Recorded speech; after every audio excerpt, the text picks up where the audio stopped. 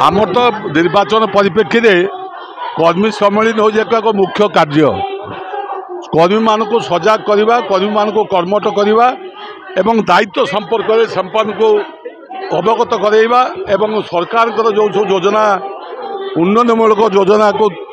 किभली भाव में लोकों पाखे पहुँची से संपर्क में से लोक मान को अवगत करवा से कर्मी सम्मेलन आवश्यकता रही। आपण निजे देखिले जे ये प्रथम कर्मी सम्मेलन होची ता नुहे किंतु आमर निर्वाचन परिप्रेक्षी में कर्मी सम्मेलन आरंभ हो जाइए। आज अन्नपाल पंचायत जे कि गोटे मुख्य पंचायत से पंचायत आज कर्मी सम्मेलन अनुष्ठित होची एवं से सम्मेलन में केते संख्यक